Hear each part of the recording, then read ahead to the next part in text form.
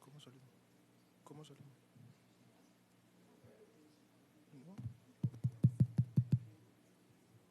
Oh, oh.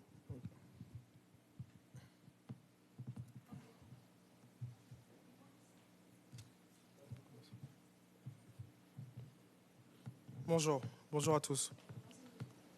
Good afternoon to all, Excellency, Mr. Minister of State, ladies and gentlemen, Mr. Ambassadors, ladies and gentlemen, representative of international organization, dear partners, distinguished guests, in your respective qualities and capacities.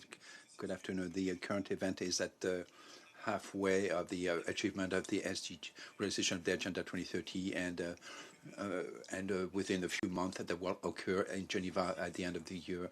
This event offers, therefore, an opportunity to share our experiences on the action to accelerate the achievement of the SDGs. Second, to formulate together proposals to meet the challenges of the implementation of partnerships to achieve the SDGs. And lastly, it also allows to mobilize the stakeholders for the high-level summit that will occur in Geneva. To reach these goals, this meeting will be based on two themes. The first theme will be about accelerating actions for the SDGs. The second theme will allow us to look together at the various resource mobilization and partnerships for the achievement of the SDGs. It will include also some presentations, which will be followed by a discussion between the members of the panels and our participants. And lastly, we will our co-chair of Switzerland will give us some elements of the next steps in preparation of the summit in Geneva at the end of this year. Excellency, Minister of State, if you would allow me, I would like now to give the floor to Mrs. Hunju, who's the Deputy Permanent Representative of the Republic of Korea to the United Nations. Excellency, you have the floor. Welcome, everyone, to this event. I'm so glad that I can finally meet you in person. This is my first in-person side event I've ever attended in 2 years. So I'm glad that you can make it. And also I understand that we have more participants joining through Zoom link. So I'd like to send my warm greetings and best wishes to those who join us virtually.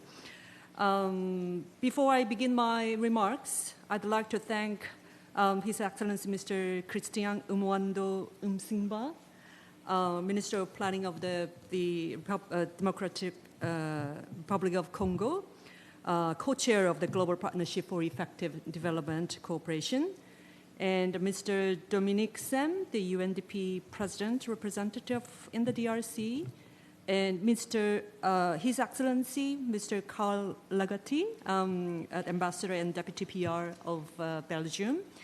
And finally, Mrs. Rachel Bema is one of the co-chair of the GPDC based in New York.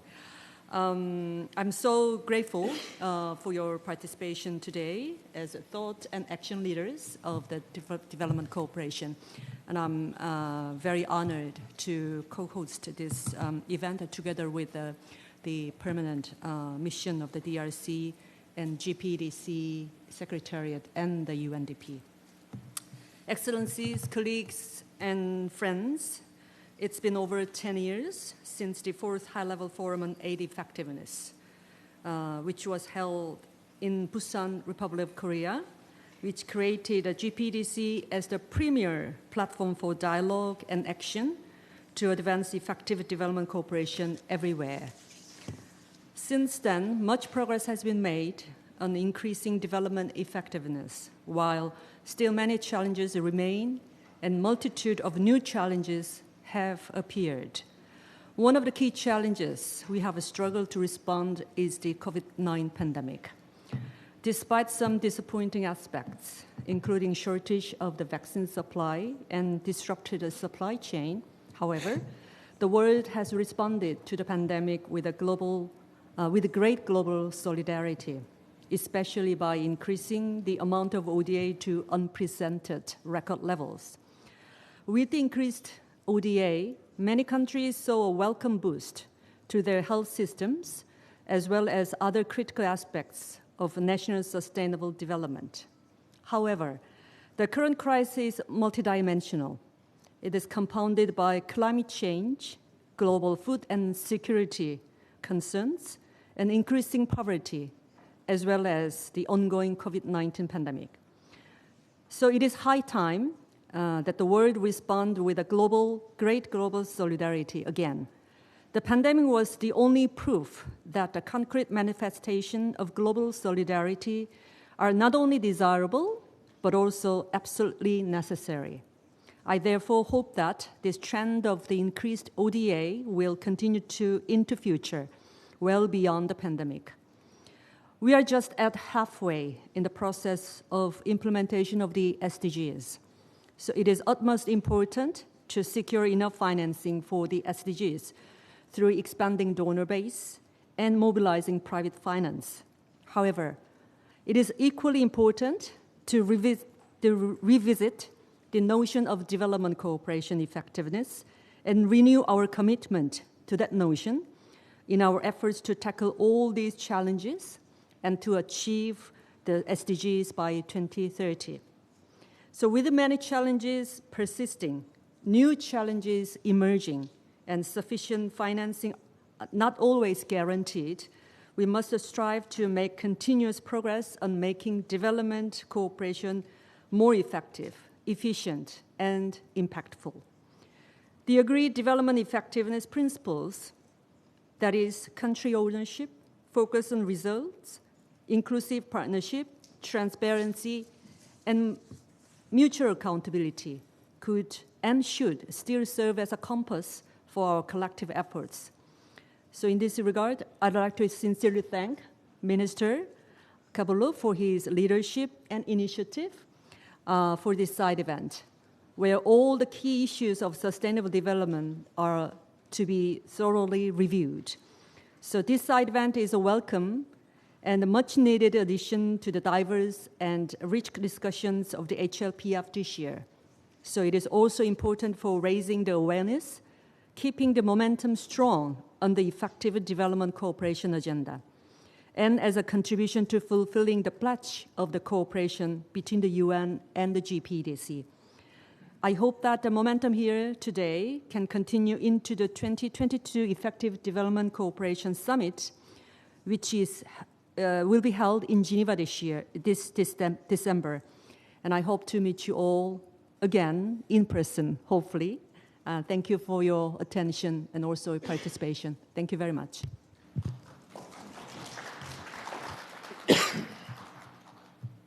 Merci beaucoup, Madame. Thank you very much, Madam. I would like now to give the floor to Mrs. Evelyn Kamba, who is a part of the PNUD. She will say a word on behalf of Mr. Dominic San, who is the representative of UNDP in the DRC, who unfortunately was unable to join us today. Microphone, please. Microphone, please. Dear representative, dear Mr. Minister, Mr. Kabulo, Minister of State, Madam Deputy Permanent Representative of the Republic of Korea, Madam representing the Federal Switzerland, Mr. the Deputy Permanent Representative of the Republic of Belgium to the United Nations, Mr. the Permanent Deputy Permanent Representative of the Republic of Korea to Youth Edition, ladies and gentlemen, experts, dear colleagues, distinguished guests. I'm honored to take the floor here today on the occasion of this high-level political forum dedicated to the sharing of experiences on how to accelerate the implementation of the SDGs.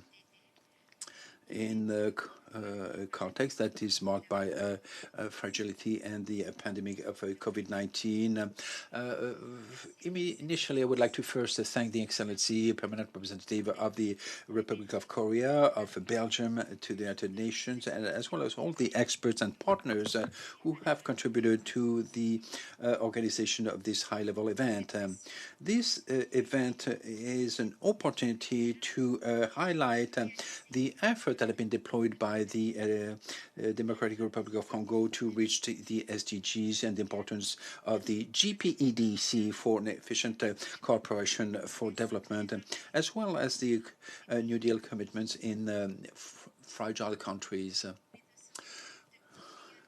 International Cooperation Agency, COICA, the United Nations Development Programme has enabled the DRC to formulate and provide the following provinces with the provincial development plans, integrating the commitments of the New Deal: South Bangui, Equateur, Central Kasai, Eastern Kasai, and soon Sankuru and Lomami.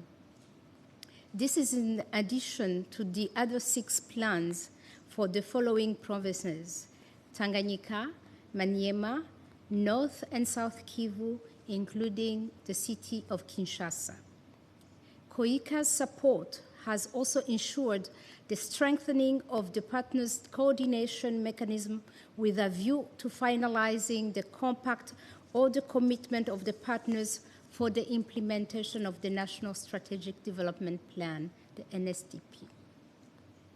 Mesdames et Messieurs, la RDC dispose... Ladies and gentlemen, the DRC therefore has a very rich and efficient experience that it can share with other countries in that context. The support of COICA will allow to promote the strategic role played by the Ministry of Planning as a partner of the GPEDC. Under his leadership, several exchange of experience and sharing experiences were done involving countries such as Côte d'Ivoire, the Central African Republic, and Burundi in the context of the joint work group, OECD, UNDP, for reaching and implementing the SDG, but also Sierra Leone, Madagascar, and Argentina in regard to the implementation of the GPEDC and the strengthening of this information system to support development aid. We have here evidence that the development of South cooperation is triangular in nature,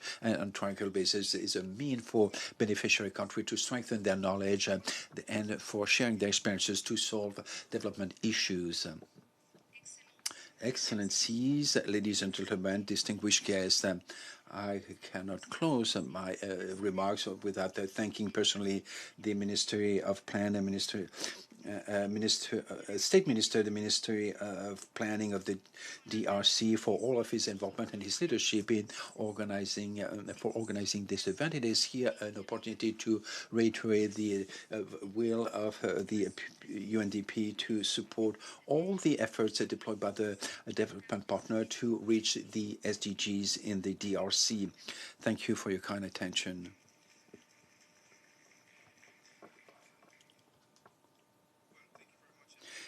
Since you've delivered the speech in English and French at the same time, I might try to match your skills. Je voudrais à présent inviter... Therefore, I would like to invite Speaker Mr. Carl Lagati, Deputy Permanent Representative of Belgium to the United Nations. Excellency, you have the floor.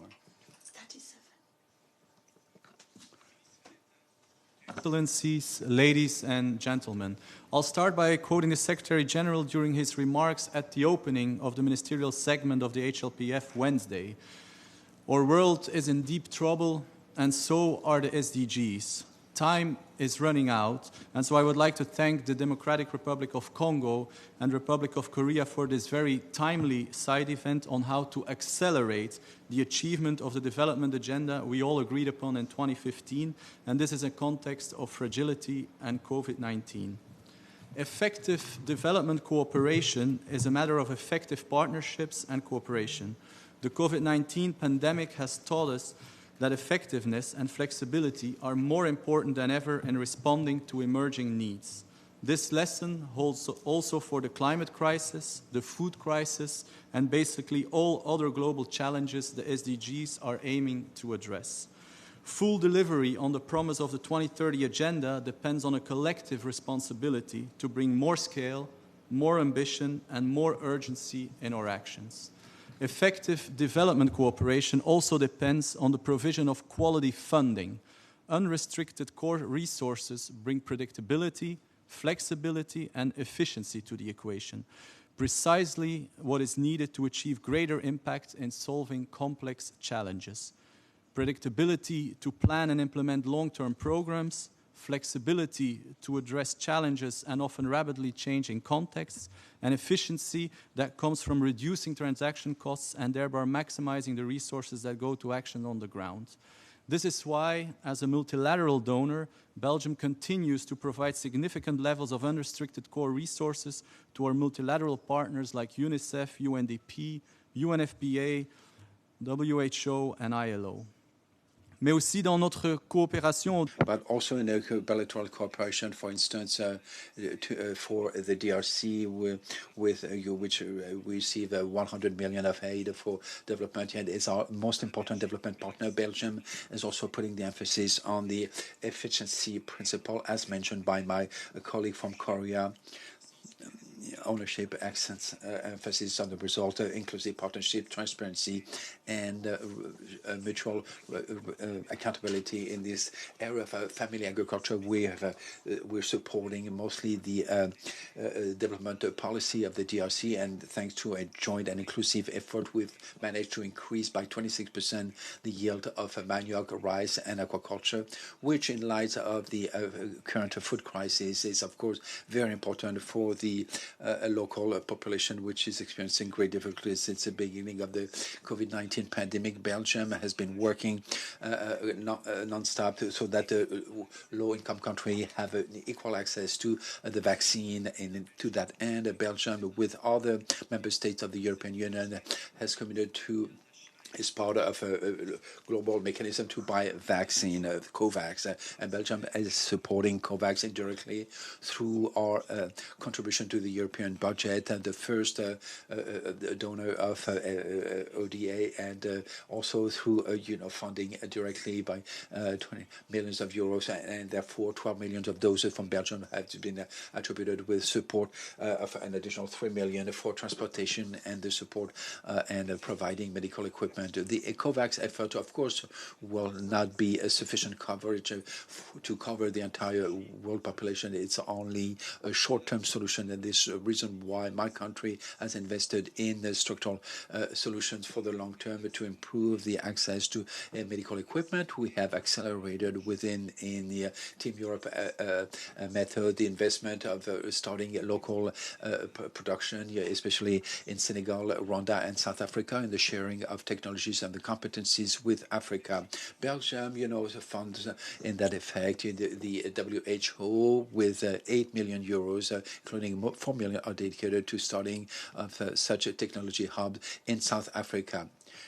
Back to the SG's remarks at the opening of the ministerial segment of the high-level political forum. Our world is indeed in deep trouble, but there is still hope. We are far from powerless, and through effective development cooperation, we can come together around solutions for sustainable development, for rebuilding better, and for achieving the SDGs. I thank you, and I'm looking forward to the discussion today.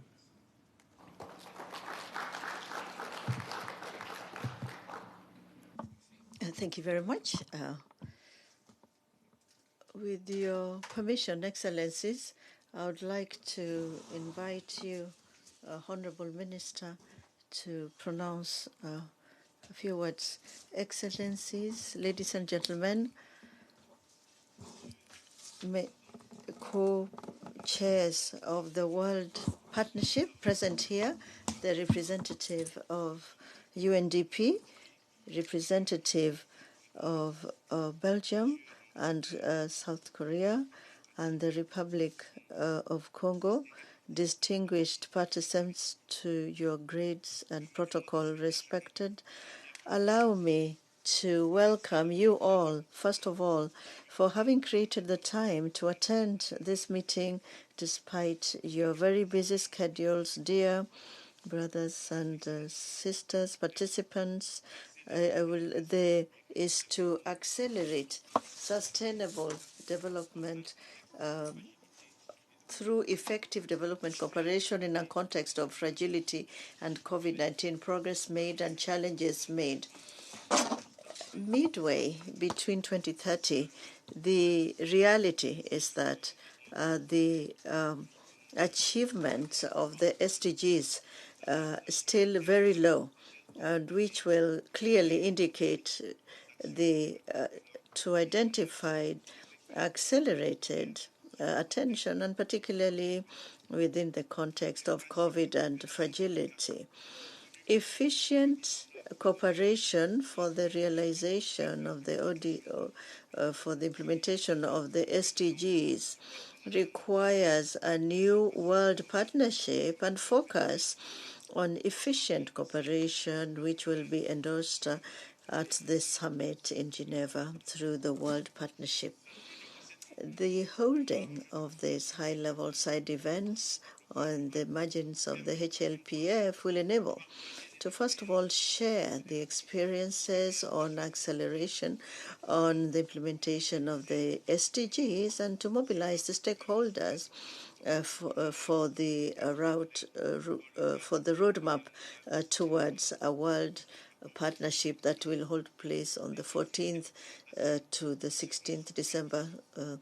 And so challenges and successes that will be identified here today will enable to element the meeting, the summit in December, which is why relaunching cooperation can also accelerate the implementation of the SDGs and to raise the climate-related challenges, and which is why, in this spirit, the DRC, as the co-chair of a World Partnership for Development, and the Republic of Korea, a member of the World Partnership, supported by UNDP,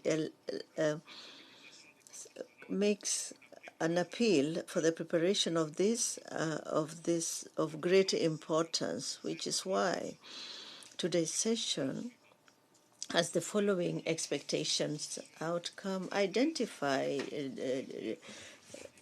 challenges as regards the implementation of the SDGs. Secondly, identify challenges to effective partnership in the implementation of the highest level, the high-level meeting of the World Partnership. Identify the success for the implementation of the partnership of the implementation. I wish all success in this meeting, and I thank you.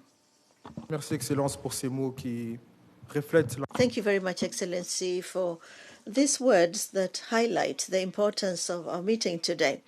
I now would like to invite to consider accelerating actions for the SDGs.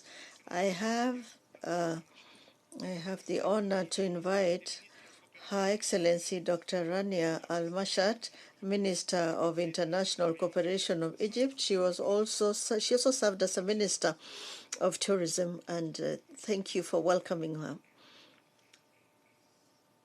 Thank you very much. It's an honor to be with all of you here today. I wish I was there physically. I'll be on the premise next Monday for the ECOSOC high-level segment. So greetings to everyone. I think there's a presentation that was sent. I'm not sure if it's going to be shown on the screen.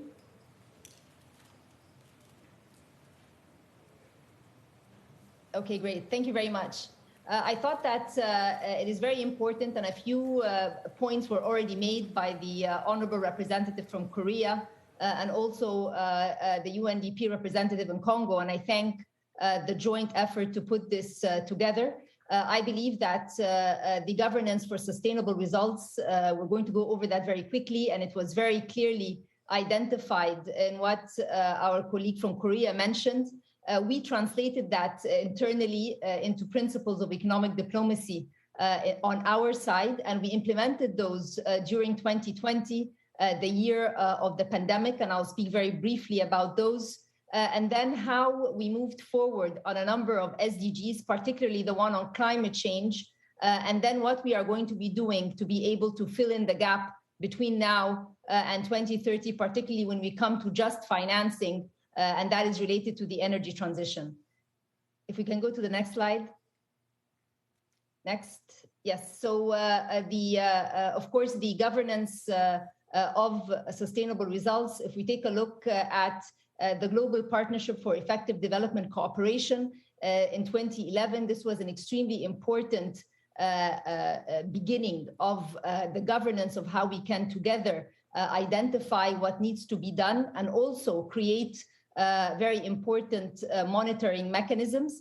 And then that was followed in 2019 by the Kampala Principles, which also opened up additional scope for being able to look together at how we move forward on the SDGs. Next. These were the 4 principles mentioned by our colleague from Korea: country ownership. And let me emphasize that in the spirit of multilateralism and collective action, it is very important that the specificities of countries are not ignored. And that's why a key principle is the alignment of development partners' interventions with countries' national development agendas. And this is becoming more prominent today and becoming more urgent as there is the need for complementarity. And if we can say no time to waste in pushing national agendas which are in line with global goals. Focusing on results, it's very important to have results frameworks and monitoring and evaluation. And that's why at the UN, every year we come together to be able to take a look at the voluntary reports related to the SDGs and many other mechanisms. Inclusive partnerships is the third one, and that is engaging with the private sector and civil society. And as we are talking about filling in the gaps for the SDGs, the role of the private sector, the role of partnerships with philanthropy become even more a case in point. And that's why inclusive partnerships are very much needed today and need to be a focus in our discussions. Finally, transparency and mutual accountability. And here the accessibility to the information on the relationship between development partners and countries needs to come into play. And I'm going to focus in what comes next on what we have done in Egypt to translate all of this into principles of economic diplomacy. There are 3 key principles. We engage with our development partners through multi-stakeholder platforms to ensure that there is complementarity, that there is no redundancy in the different projects that are financed to achieve the SDGs. We have done something very novel, which is to map each and every dollar of ODA to the SDGs. And I'm going to show how this was done and that this information is also available on our website so that there is full transparency in terms of where the dollars are going, which SDGs are being fulfilled, and in which parts of the country, and how that is in line with the country's 2030 agenda. And then finally, a global partnerships narrative to try and create a language that reflects the inclusive partnership that we have with the different stakeholders. So this is really a multi-stakeholder engagement framework. We started it at the beginning of 2020, and it has yielded very important results, which I will also show. Next. This is just why do we do this? Because we want to maximize the socio-economic returns from ODA. We want to ensure the alignment of development interventions with national objectives, as well as with the SDGs. And we want to enhance the management of development cooperation for the better implementation of development projects within Egypt. But our very honorable representative Congo mentioned the importance of triangular cooperation, the importance of South-South cooperation. And that's why the framework that we have can be replicated in other countries. We have with the UNDP an academy that we have started, a part of the global UNDP Academy. And in that, there's going to be an opportunity to also share how we have done this as a country experiment or a country case with other colleagues. Next, please, slides. The first principle, multi-stakeholder platforms. There's a lot of detail in the presentation, which I will not go through. But next, if we go to the ODA, the mapping of the ODA to the SDGs. Next, please.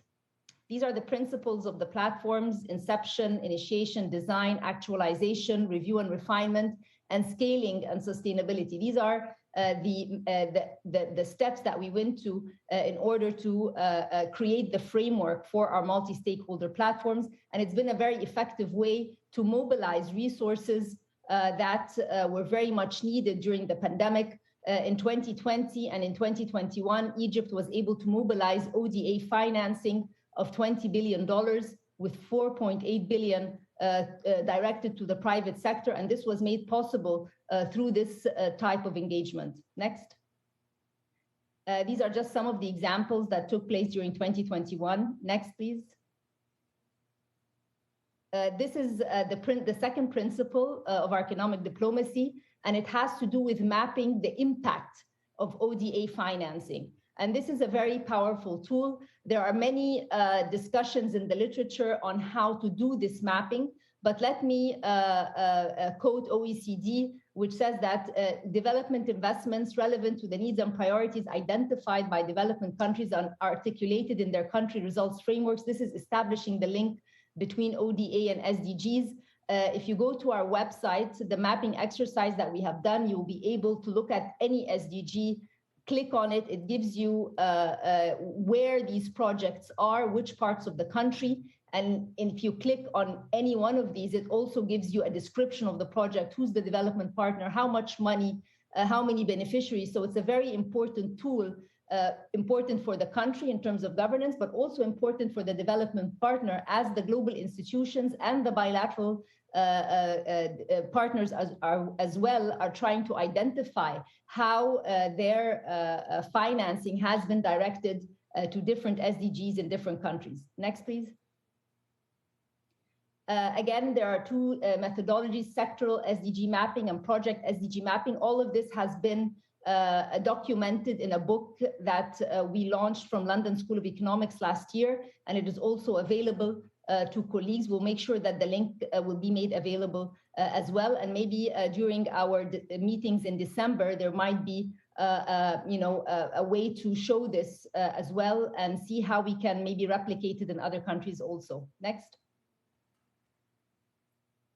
This is just to give an example. If we do the SDG mapping for all our portfolio, Egypt has an ODA portfolio of $26 billion. If we do this mapping, we see that SDG 6, SDG 7, and SDG 11 get the biggest ODA financing, and this is in line with government priorities related to renewable energy, related to infrastructure, and related to clean water through water waste management treatment plants and projects. Next. So this, as we can see, this is the split of the SDGs which get the highest percentages of ODA financing. This gives a very important indication of how the dollars are actually mapped to the national priorities as well. Next. If we take a look at SDG number 13 and SDG 13, the climate change, it has received $11.8 billion. We have $2.8 billion financing to 28 projects on adaptation projects related to energy efficiency, agriculture, wastewater management, and water desalination. And this is the group of bilateral and international institutions that have helped finance these projects. If we go to the next slide. If we look at mitigation projects, $7.83 billion have been financed for 46 projects: renewable energy, sustainable cities, sustainable transport. And again, these are an example of some of the financing partners. Again, as I mentioned, this mapping exercise is a very powerful tool to basically explain and shed light on where the interventions in terms of financing has taken place. Next.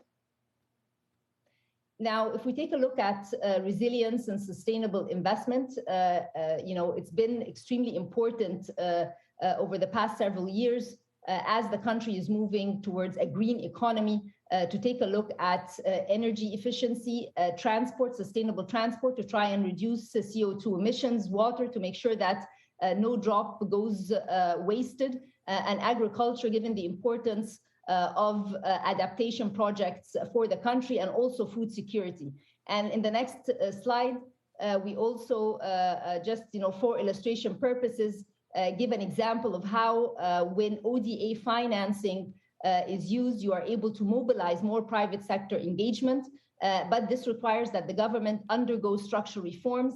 And here we give examples in the case of renewable energy, some of the reforms that the government had to take to be able to engage the private sector, to be able to get ODA financing, not just for the sovereign, but also for the private sector, all of that accounting towards or pushing towards SDG number 7, renewable energy, and also climate action. Next.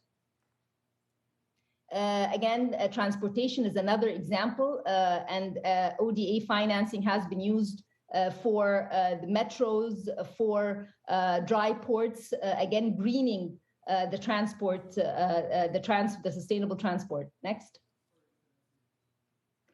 Food security and value chains, several projects as well with IFAD, with the FAO, and many of these projects, and with and the World Food Programme, many of these projects affecting small farmers, affecting resilience of crops. Also, there's a gender component, and all of this, as I mentioned, can be very easily scaled in other countries, given that these projects have not only been designed, but they have been implemented and completed, and their results or monitoring frameworks have been also concluded. Next.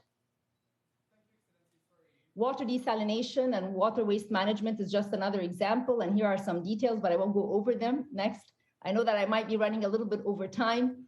I'll go through this very quickly. Next.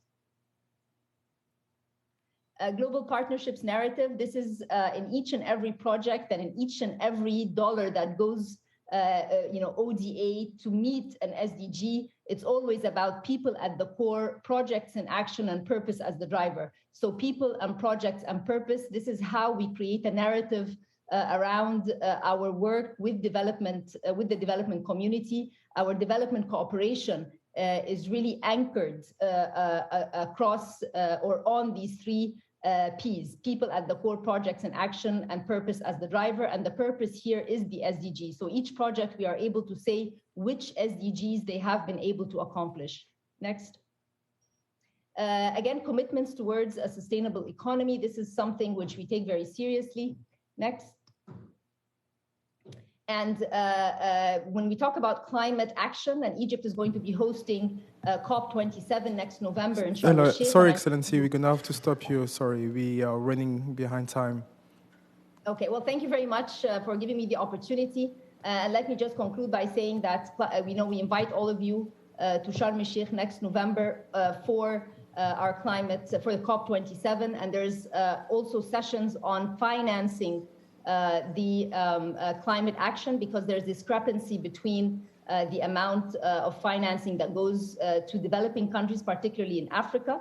And that's why this COP is about moving from pledges to implementation. And the presentation is available for all of you. And there's a section on what we are going to be doing for COP, which is the Sharm el-Sheikh guidebook for just financing. Thank you for the opportunity.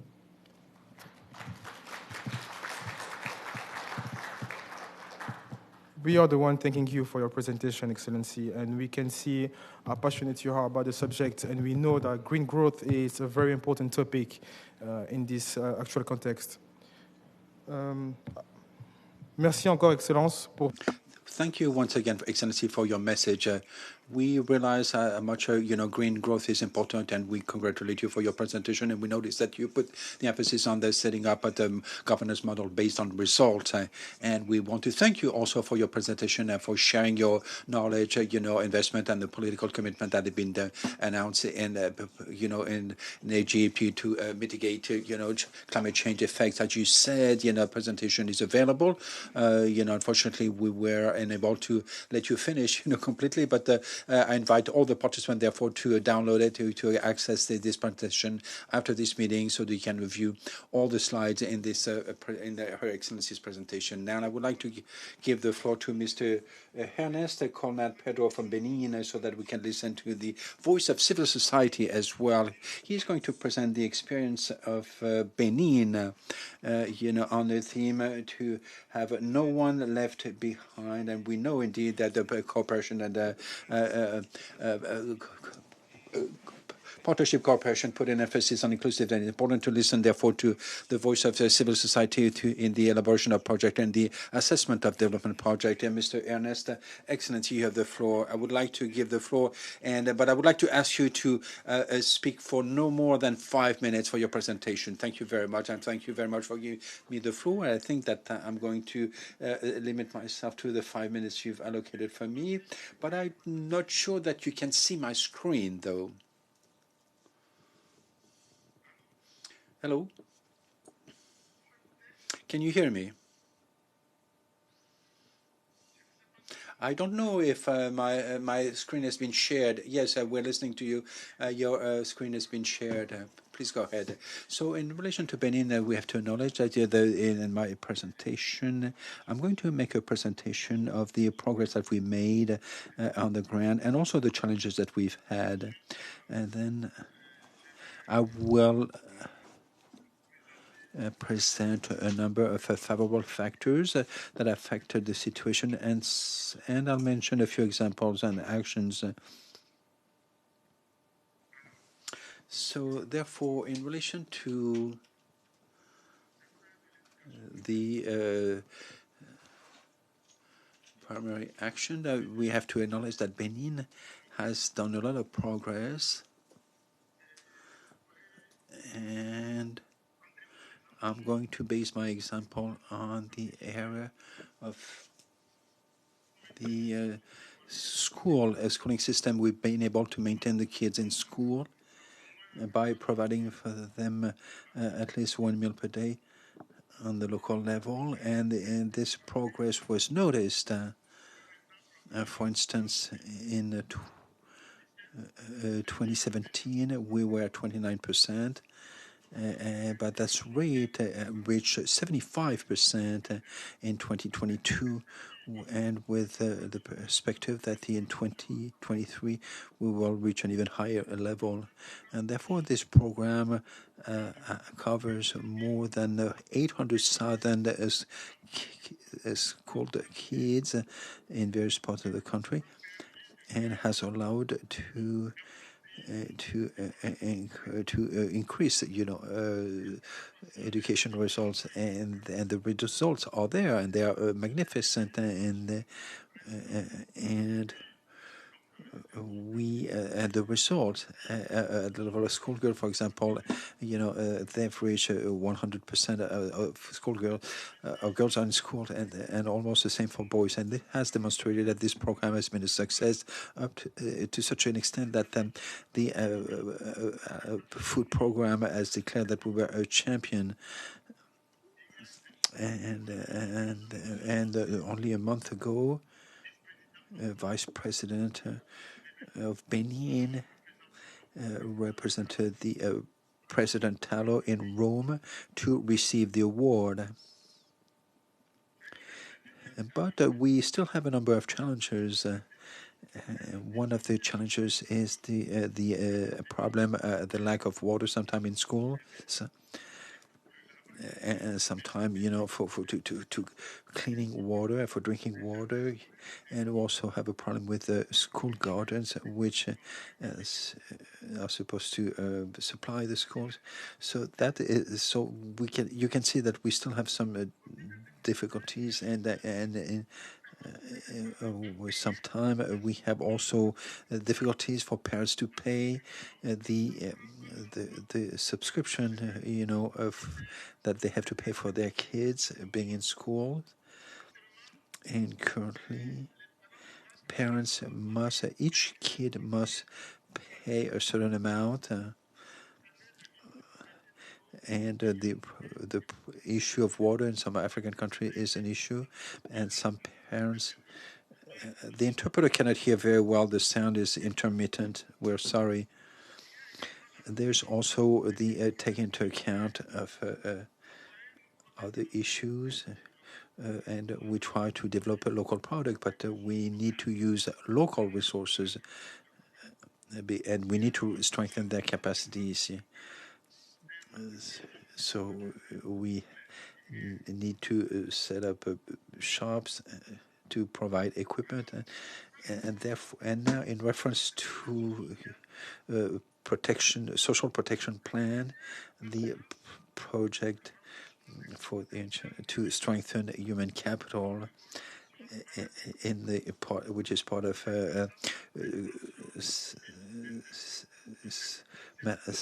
coverage, healthcare coverage, will cover a number of cities and townships. And it's true that our territory has 77 townships, so we still have a way to go. But the 17 townships have produced spectacular results to such an extent that we just need to be supported. The government of Benin needs to be supported in this project and in this endeavor.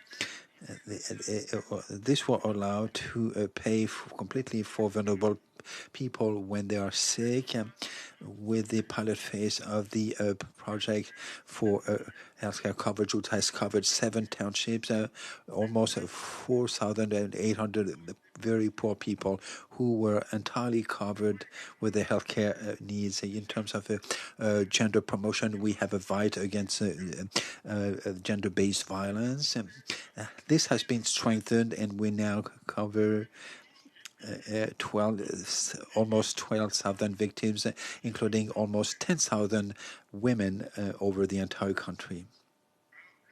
So the most important, Mr. Pedro, I'm very sorry to interrupt you, Goro. We are very behind vis-a-vis the clock. I'm very sorry to interrupt you, and I have to give the floor to the next member of our panel. I understand. One more second, if you want me to allow me to talk about the agriculture sector. The agriculture sector, we have had a spectacular result because we have an institutional framework for this agriculture, which involves all the stakeholders, and we have a number of directions that have been set, in relation to the various type of actors. Let me give you a quick example. We have civil society actors who play their role in the identification. Thank you very much, Mr. Thank you very much. Thank you for your presentation, and thank you for giving us the voice of the civil society. Unfortunately, we need to give the floor to the next speaker, Mr.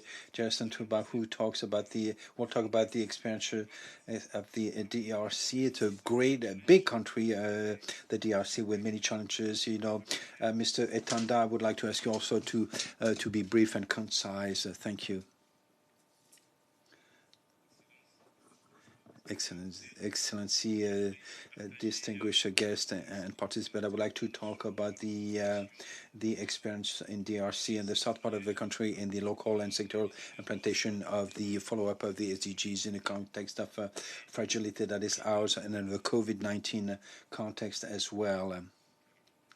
So, I see there's a problem with the slides on screens. Therefore, my presentation will be in 3 parts. Firstly, I would like to short presentation to introduce the context of my country, and then I will talk about the implementation of the follow-up of the SDGs, and show the progress and the contribution of various stakeholders and the favorable factors. And lastly, I would like to talk about the various challenges that we are seeing in the implementation of the SDGs and our various actions which are being considered to strengthen the progress that we've made so far. Regarding the context of my country, I would like to here said that since 2006, the DRC has set up a new mode of organization at the level of the state, and has set up a decentralization reform, which which puts the level of power and authority at the three levels: national levels with the central government, the provincial on the regional level with institutions at that level too, and local with decentralized local authorities. So that allows at each level to have a number of instruments that allows it to accomplish and realize the mission that are been assigned to it. In that sense, each level of planning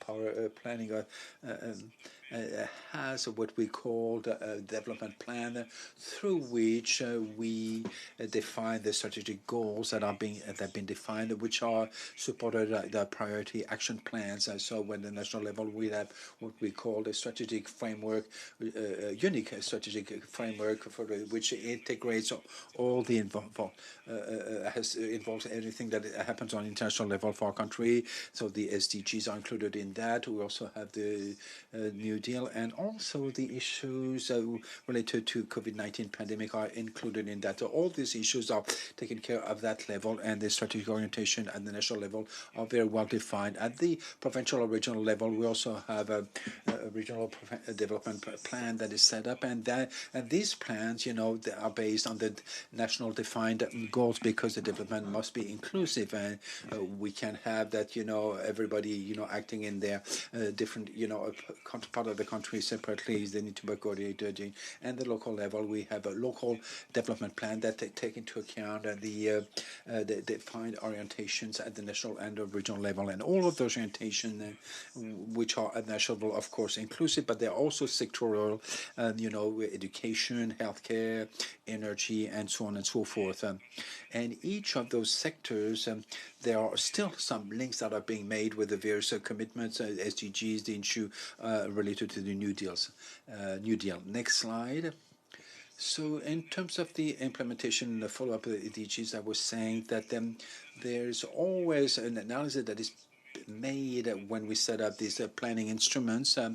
And we always proceed with an analysis, and this analysis is done to assess the level of fragility of the country, but also in terms of the prioritization of the SDGs and the adaptation to the impact of the COVID. Next slide.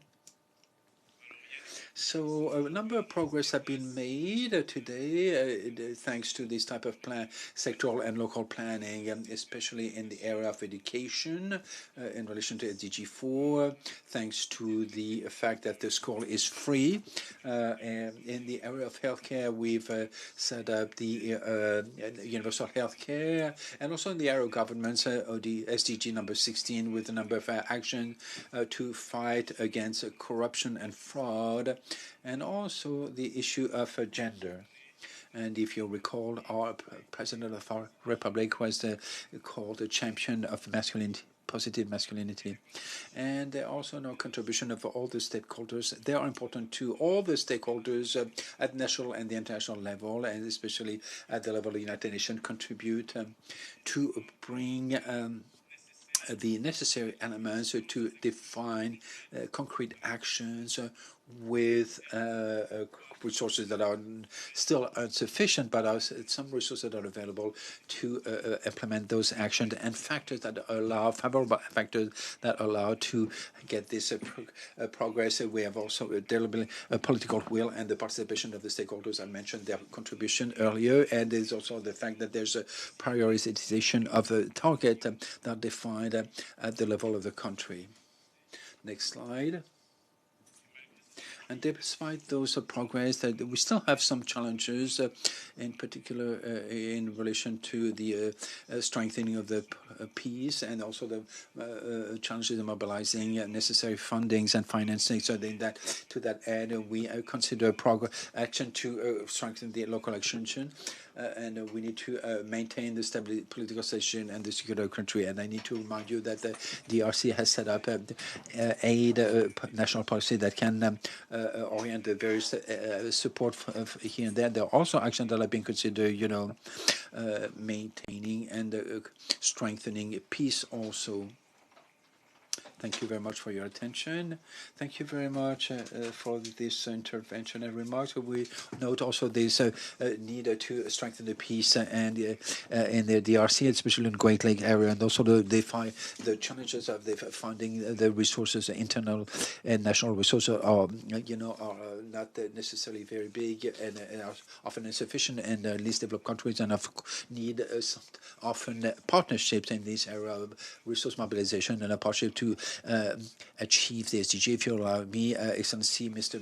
Minister of State, we're going to move to the second part of our meeting, theme 2, facing these challenges, specific resources which are insufficient, as I said, therefore we count a lot of the financial and technical partner for our development, both in least developed countries in Africa and in Asia, that have been represented by Mr.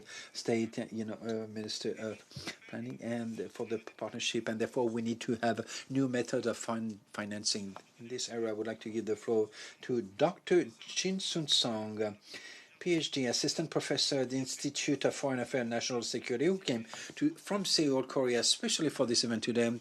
He's going to talk to us about the experience of Korea in terms of innovating financing and especially public and private partnerships. Doctor, you have the floor.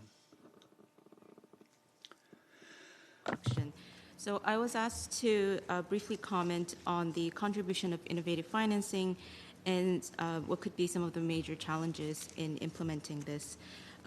Just so that I can keep the 5-minute time, if I could just briefly mention, in what ways the innovative financing, such as through the public-private partnership, can contribute to achieving the SDGs is, first and foremost, it can help to reduce the financing gap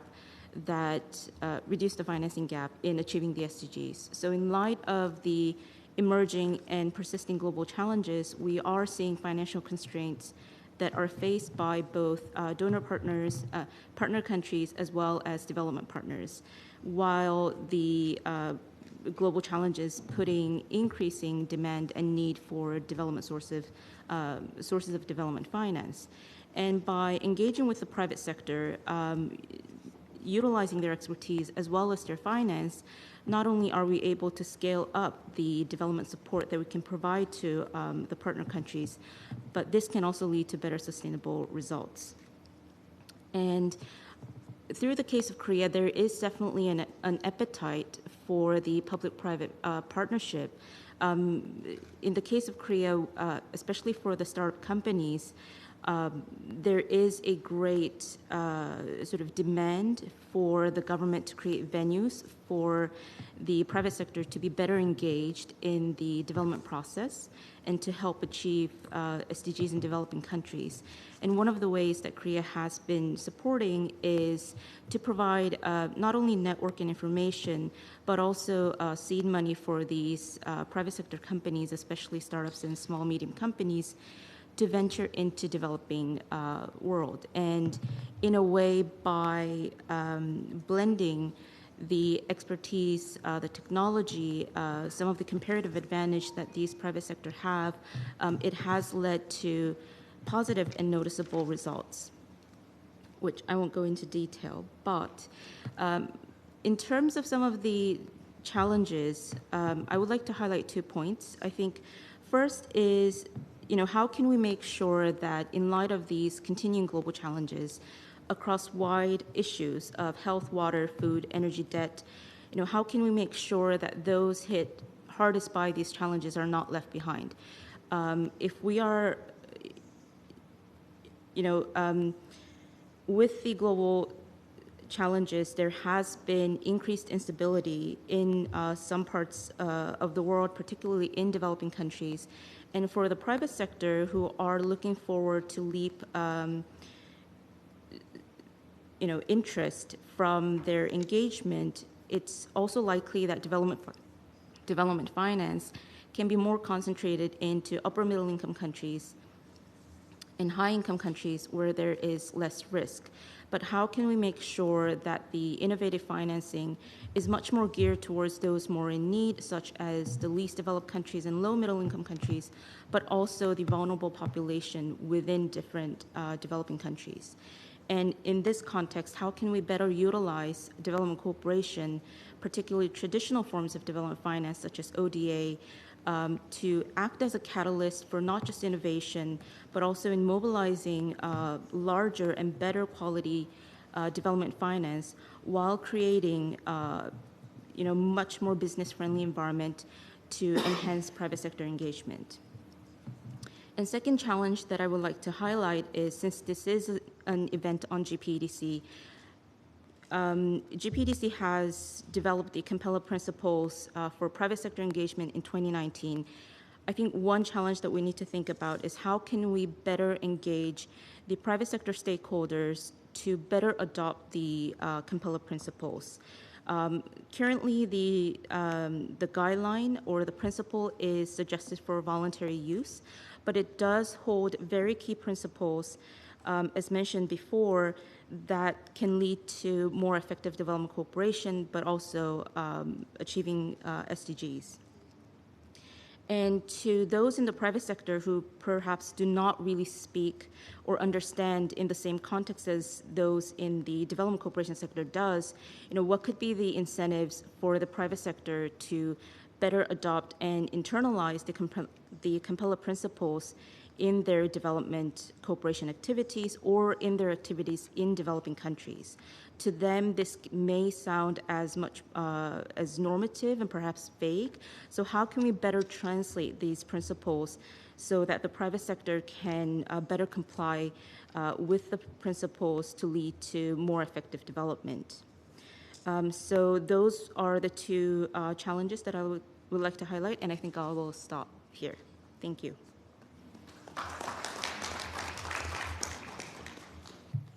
Merci beaucoup, Docteur. Thank you very much.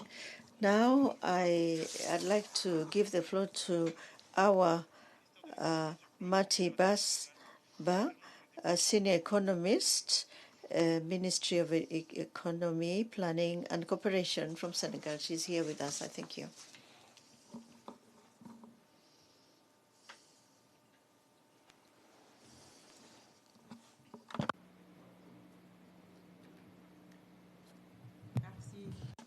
Thank you very much, Mr. Moderator, Excellencies, Minister of Planning of DRC, co-host of the World Partnership, dear guests, invited guests.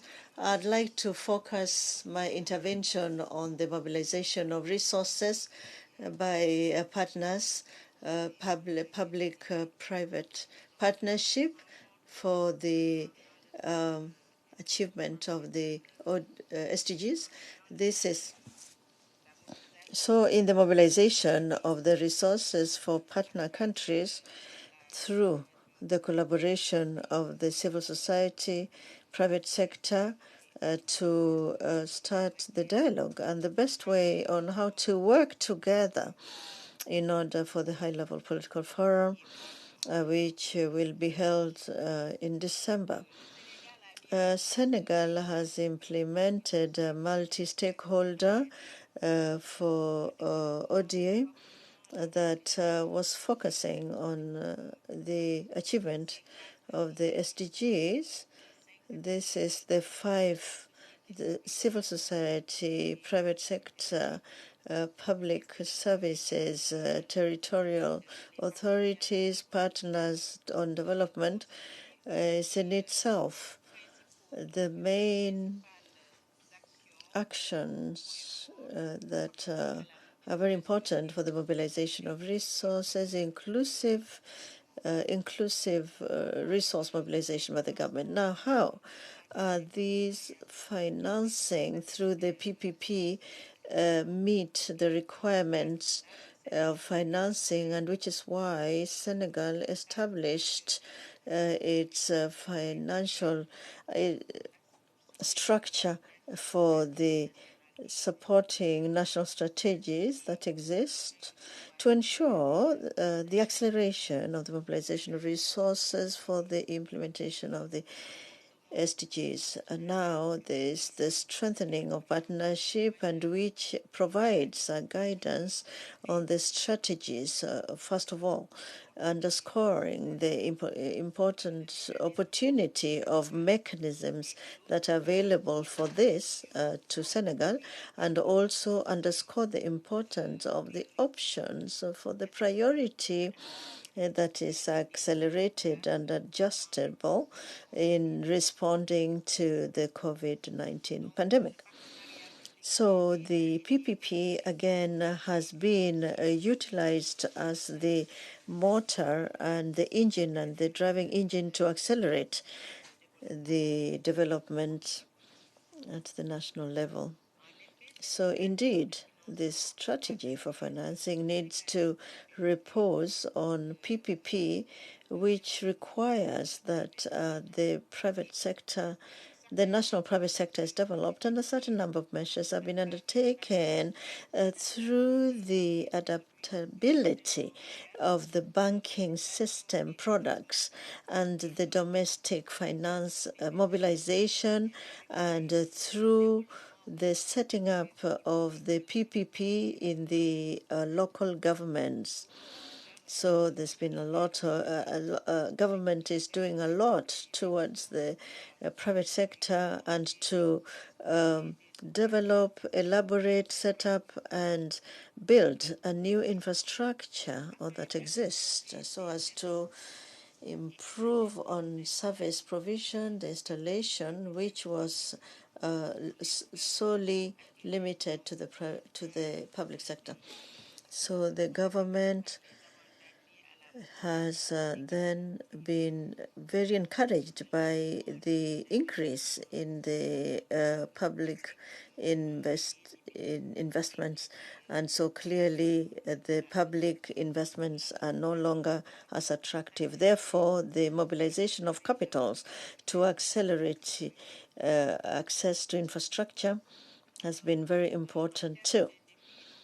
In addition, as regards the challenges, particularly the implementation of an emerging Senegal plan to ensure a national, the private sector, the heart of the national growth, and has set up a PPP, a collaboration with the organizations of the civil society that are an integral part of actors and beneficiaries, indeed, of the process. And conscious of this, the authorities have then involved the private sector through the Interministerial Council, the representation of the private sector, as well as within the evaluation and processes in order to enable the private sector to have ownership of these policies, as well as the negotiations process that would then help the implementation of these different policies. So in order to support these efforts, the member states need to ensure that they place emphasis on the PPP and bring about incentives in the legal arena. And here I'd like to identify one first challenge in this regard in the promotion of the PPP, legally institutional and legal framework, and to bring in to make investments more attractive, the revaluation of the risks, de-risking the investment and the management, as well as the financing of certain services of public utility. Now, as in terms of actions to succeed in innovative financing through PPP, the government has established that has been focused on funds. There's trust funds that have been set up of about $160 billion. To support the private sector. We have a PPP in Senegal, the building and the distribution of electricity in rural electrification, 71% that is linked to the main grid and the other from voltaic, and there's the highways, pay toll highways. Thank you very much. Thank you very much for this sharing of experience, Dr.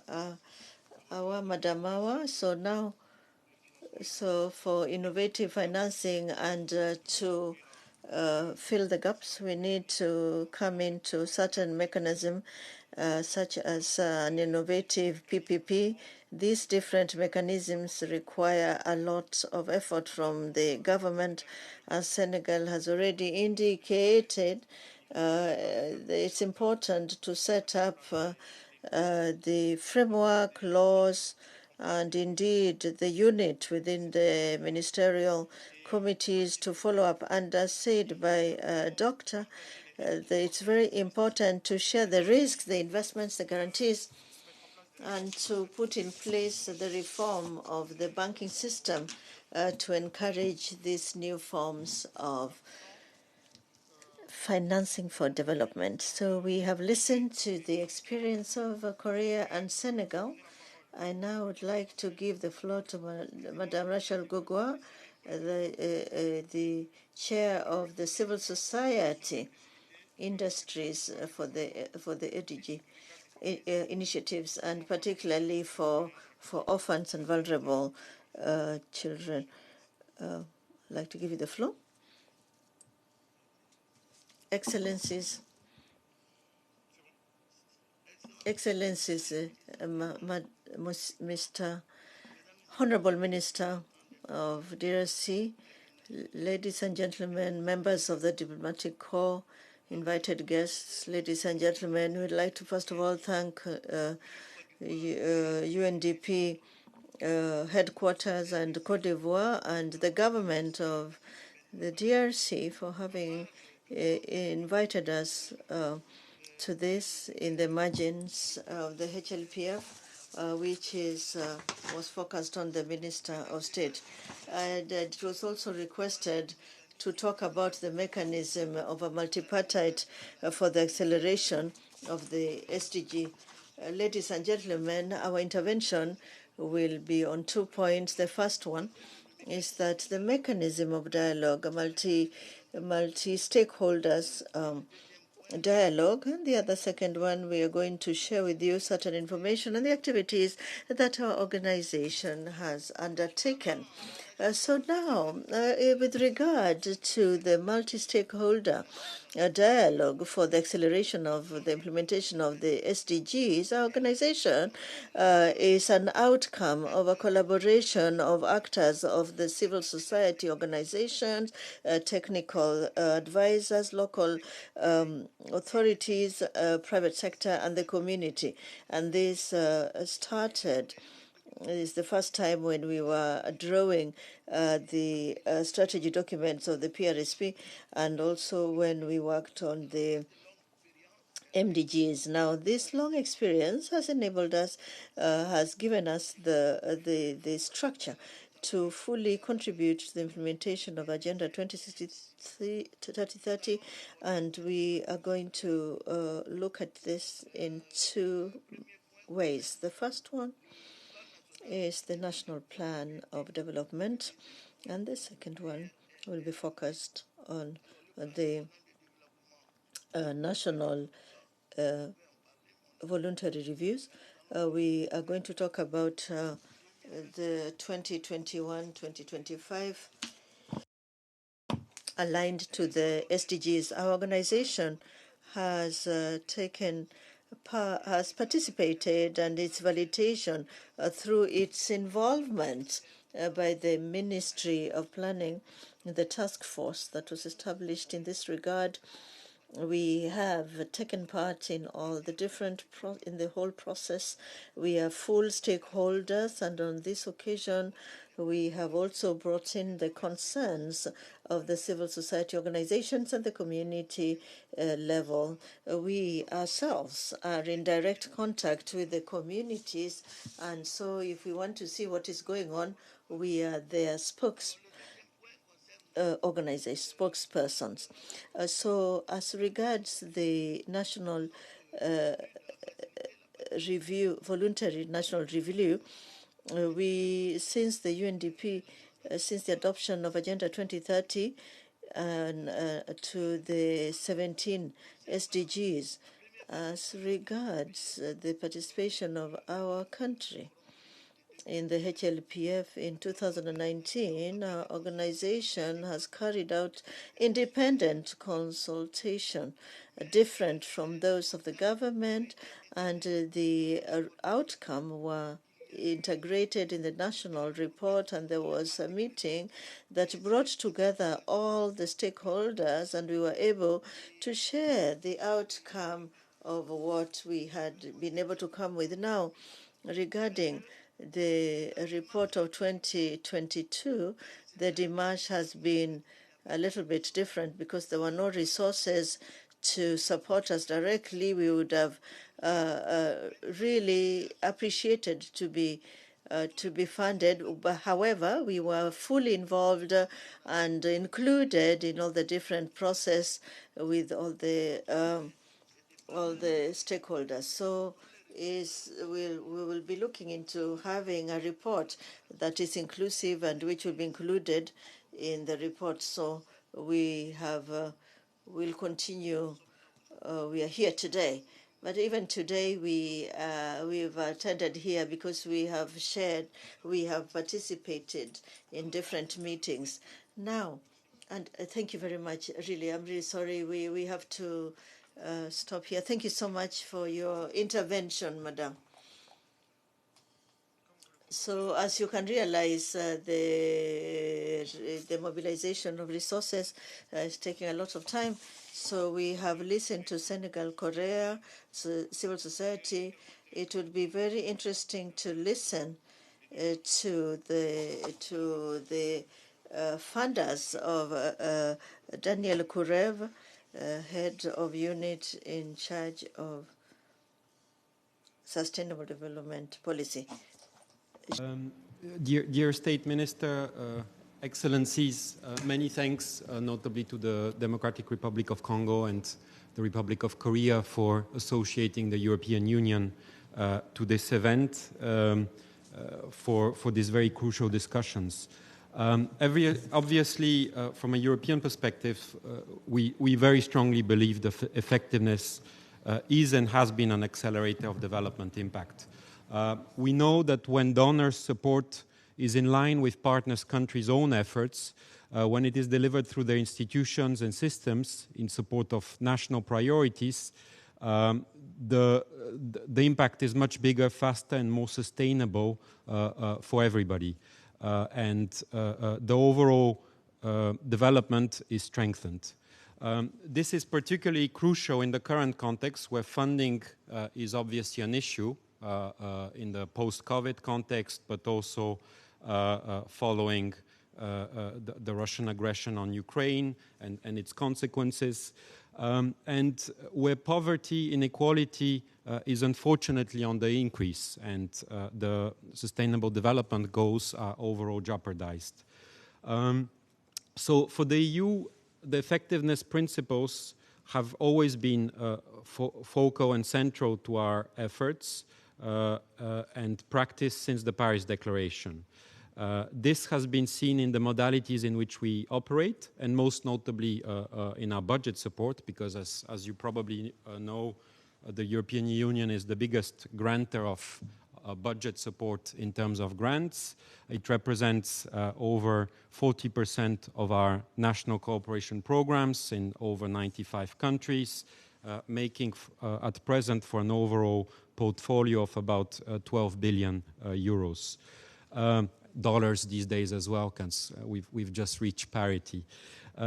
This support is fully aligned with partner countries' own development priorities and is implemented through their systems and institutions. And I think this is, of course, very important. But yet, I mean, we should not be complacent, and we see that the overall tendency is unfortunately towards increase in terms of volumes of ODA that are channeled through state budgets, and probably the world situation at present, fragility, crisis, inequality explain part of it. But part of it is, of course, explained by the very fact that the nature of development has evolved with time. We are no longer in times where ODA is the only and main source of financing. It is actually a very minor source of financing. And I think we collectively need to adapt to that reality. We certainly, from the European Union, are trying to integrate this together with our member states in the way we operate.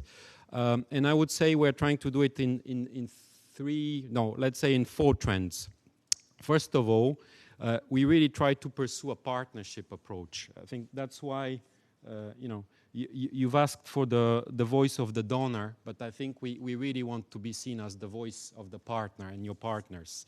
And in a spirit of a partnership of equals and a partnership which is between governments, ourselves, but also the many stakeholders that we've also heard today, ranging from civil society, private sector, and so forth. That means that our focus is really on sound, good governance. I don't think there's any case of development where ODA by itself has shifted things around in any given setting. It's really about sound governance and good policy choices. So we, in our new, let's say, I would say, financial cycle, have really increased the focus on countries rather than big, let's say, global thematic discussions, to ensure a real quality dialogue with partners on the ground, and therefore determine the way ahead. We've also tried to focus on priorities much more strongly of the countries and stakeholders at hand. And we've tried to focus, of course, on mobilizing some of the other sources of financing out there, ranging from private sector, from domestic revenue mobilization in partnership, for instance, with the UN and international financial institutions, where technical assistance in this respect is absolutely key. Second, we are really trying to work on a much bigger scale and on a much bigger focus. I think the time where we do, at least for us, things in homeopathic doses is over. We cannot spread thin and at the end claim absolutely no impact. And that is what partially has explained something that you have seen and the Deputy Permanent Representative of Belgium already mentioned, which is the emergence of this Team Europe concept, where we really try to work together with all our member states, all our financial institutions, ranging from the European Investment Bank to the national development banks of the member states, to come on a scale and really choose the topics we want to work with partners in any given setting, so that we can transform and accompany that specific area in the country. And that can range from renewables, transformation, digital, to vaccine manufacturing, as the Belgian Deputy Permanent Representative mentioned. And we have on that basis defined already 150 Team Europe initiatives worldwide that are basically our new modus operandi collectively as Europe, and that I think allow to have the necessary scale to be much more transformational for everything, for everybody. And this Team Europe initiatives and Team Europe approach is also what underpins our, let's say, overarching umbrella ambition to put the 2030 agenda back on track, which is our global gateway initiative.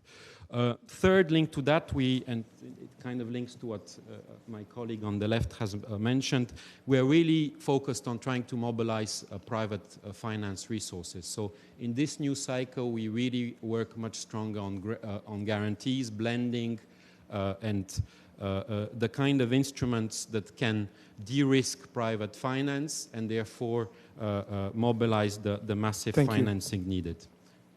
And finally, we are much more focused on the coherence between the internal and external work of the European Union. that we think is absolutely crucial when it comes to trade, when it comes to regulation, in bringing positive impact to countries. Therefore, we look forward to the conference in Geneva in December. It is absolutely crucial to take stock at this moment in time. And we notably look forward to the new global monitoring system to be launched, which we think can be a very useful tool should it be used right and by all of us. So count on us in December. Many thanks. Merci beaucoup, Monsieur le Directeur. Thank you very much, Mr. Director. Thank you very much for reminding us the times have changed. You're not just the donors, you are partners also. And this partnership goes through the respect of the 4 principles of a partnerships, and especially the alignment. And therefore, we take this opportunity to thank you for this reminder. Excellency, Mr. Minister of State, ladies and gentlemen, Excellency Ambassador, representative of international organizations, we have listened and with great attention all the contributions, civil society, state, private sector, and we've heard through all the remarks a number of rich remarks that will allow us to be well prepared for the high-level forum that will take place in Geneva in December. If you would allow me, Excellency, we would like to listen your co-chair from Switzerland, the co-chair of the GPEDC, to give us a number of indications about the next steps. And then you have the floor to conclude the meeting, and we'll take of course, a group photo after that. Thank you very much, Excellency, Mr. Minister of State, ladies and gentlemen. Thank you very much for giving me the floor today. My name is HLPF. I'm talking about the Ambassador Thomas Kass, who's the co-chair of the GPEDC. I would like to co-host the Democratic Republic of Congo and of organizing this meeting today, and thank all distinguished briefers for sharing their information. Taking place at the midst of the 2030 agenda, Switzerland is hosting the 2022 Effective Development Cooperation Summit as a hybrid event in Geneva from 12th to 14th of December this year. This event will allow the international community to take stock and continue to promote commitment to the 4 principles of effective development cooperation, which are first, the country ownership, second, inclusive partnerships, third, focus on results, and fourth, mutual accountability and transparency. They are an important basis of how we work together in order to achieve the ambitious SDGs. At the start of the year, the postponement of the LDC5 conference was a glaring reality of how COVID has continued actually to impact millions of people. The summit in Geneva comes at a critical time. This new era of challenges require us all to rebuild trust and transform the way we work together. Time and time again, partners bring evidence that show how the how of development cooperation matters actually more than ever. The summit will bring together governments, bilateral, multilateral development partners, civil society organizations, private sector, philanthropies, and others to take stock of international efforts to make development cooperation more effective. National and local governments and CSOs play a crucial role in putting together the principles of effectiveness into action and delivering on country priorities and progressing on the Sustainable Development Goals. An important outcome of the summit is a political declaration in which all actors recommit to implementing the 4 principles, which, with the focus on strengthening cooperation among actors at local level and intensifying processes and dialogue with all actors in the countries. There is also the adoption and launch of the reformed monitoring of the effectiveness principles. This important instrument will strengthen accountability, learning, and exchange at country, regional, and global level among all actors. effective development cooperation has a link to many multilateral processes and themes, and therefore the Global Partnership for Effective Development Cooperation launched the Road to the Summit early this year. In the Road to the Summit, effectiveness-related issues and the mobilization for partnerships in the summit are presented and discussed in various multilateral contexts. A series of events leading up to the ministerial summit took place, such as, for example, at the Financing for Development Forum in April, where stories of effective financing were shared. The partnership also links up to the Doha Programme of Action, adopted earlier this year, where partners committed to make development more effective and predictable for LDCs, many of which are fragile states. During another HLPF side event last Wednesday, trust-based partnerships between national and local actors were discussed. In the road ahead to the summit in December, we look forward to engaging many more stakeholders and invite you to speak up and engage with us during key events such as the upcoming UNGA, the Global Meeting of Development Cooperation Providers, the World Bank IMF meetings, or the COP27, and many more. The Swiss, as the host of the summit, has sent invitations for the summit in December, and the registration process is underway. If you have lessons to share on effective multi-stakeholder partnerships and exciting solutions to showcase, we urge you to get in touch with the Secretariat of the GPDC to see how you can actually participate in the summit. Thank you very much.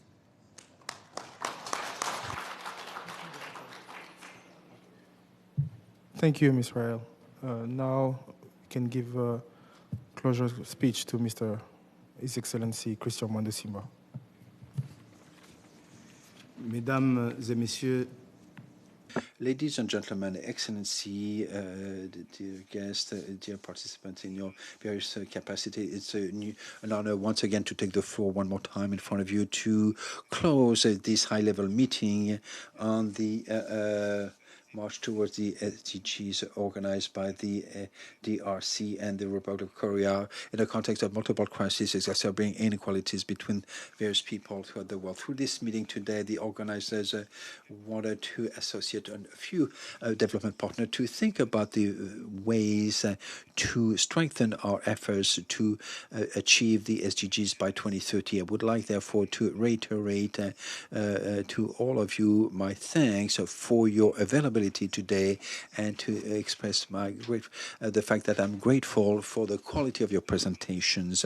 Today's meeting was an opportunity to mobilize the various stakeholders at the level of our countries and at the level of our various entities in order to maintain an open dialogue on the way to work together in preparation for the high-level meeting on the efficient cooperation for development that will occur in Geneva from 12th to the 14th of December this year. Ladies and gentlemen, on the road to Geneva, we will have shared today our experiences and our good best practices on how to meet the challenges to implement the SDGs. And therefore, our meeting today is closed. Long life to the GPEDC. I would like to thank you all.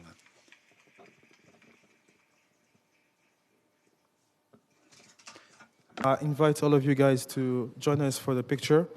Je vous invite tous à nous rejoindre pour une photo de famille que nous allons prendre. We'll now have a group picture that we will take here behind here. No, I'm sorry, before we leave, we have a video from the UNDP that we're supposed to play.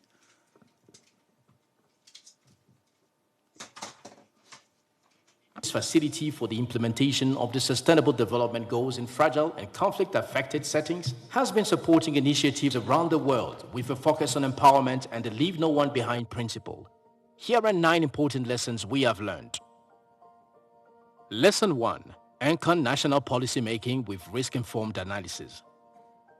Conducting holistic risk assessments can enable new solutions for sustainable development by identifying barriers and opportunities. The roadmap to exit fragility in Sierra Leone took into account systemic risks that were identified through an inclusive fragility assessment. By including concerns expressed by marginalized groups, we ensured a risk-informed approach to national policymaking. Lesson 2. Address institutional and donor fragmentation that prevents national ownership and sustainability of efforts. Sustainable development requires strong commitment and collaboration between governments and development partners, and collaboration is a crucial part of that commitment. In 2013, the federal government of Somalia signed a New Deal Compact, and donor pledged $2.4 billion toward development efforts. To increase intergovernmental cooperation, we supported an aid architecture and coordination mechanism. Lesson 3. Use opportunities for SDG reporting to elevate issues of risk and fragility. Voluntary national reviews to follow progress help ensure the success of the 2030 agenda. In the Central African Republic, we supported civil society in helping the government collect data from marginalized groups. This pushed the government toward further transparency in the regular collection of data from its most vulnerable populations. Lesson 4. Make financing frameworks risk-tolerant in fragile situations. Unpredictable factors like currency volatility can make financing frameworks seem impossible in fragile contexts. Considering flexible yet reliable financing solutions can help promote stability. In 2017, severe drought in Somalia caused over $3 billion in damages, and subsequent near-famine conditions required another $1.8 billion. To combat a lack of funds, officials piloted an innovative financing framework that included public-private partnerships in key markets such as power and water. Lesson 5. Foster civil society engagement with sustained investment. Consistent engagement with civil society fosters accountability and transparency, helping to repair the social contract in fragile areas. After engaging civil society in its voluntary national review in 2019, Côte d'Ivoire was able to incorporate citizen input in the National Development Plan. These activities facilitated the first ever roundtable discussion between main state actors and civil society on national development. This also led to a formal annual civic state platform to discuss progress toward the 2030 agenda. Lesson 6. Combine high-tech and low-tech to overcome contextual challenges. Innovative combinations of high-tech and low-tech approaches help to make efforts accessible in fragile settings. In Somalia, gender barriers make it tricky to engage women in the National Development Plan. To combat this, staff in the Ministry of Women and Human Rights carried out surveys using both a smartphone app and in-person techniques. As a result, over 10,300 women, many of whom were displaced or in vulnerable positions, were able to share critical viewpoints. Lesson 7. Utilize creative means to communicate the 2030 agenda. Communicating the SDG can be difficult, especially when it's unclear how these goals will impact the lives of those affected. In Sierra Leone, we helped develop an SDG awareness campaign through comedies, billboards, and radio jingles in local languages. Finding accessible ways to share information around SDGs is key to earning support. Lesson 8. Capitalize on key moments to make the most of funds. Even without large-scale funding, small allocations at the right moment can make a big impact. In Mali, small but well-timed funds help pay for activities like SDG mainstreaming, which accelerated the implementation of the SDG roadmap. As a result, there is now a national policy document that integrates SDG targets and informs a long-term vision called Mali 2040. Lesson 9. Learn from peers through fragile to fragile cooperation. Fragile to fragile cooperation describes the support that countries in fragile settings can provide to each other as they transition to stability. Fragile to fragile knowledge exchanges were organized for Anglophone and Francophone Africa. Of the 50 representatives from government, civil society, and UNDP met to discuss voluntary national review processes. By learning from each other, participants were able to investigate and address fragilities in their own countries. Over the last 8 years, we have engaged in country-level activities and global-level advocacy to strengthen SDG implementation. By sharing these 9 lessons, we hope to further empower countries in fragile settings to take steps towards stability.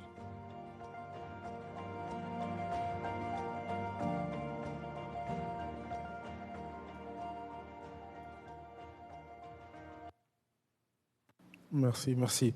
Je pense que cette fois-ci. Thank you very much. So this is we'd like now to, the meeting is closed, so I'd like to invite everyone.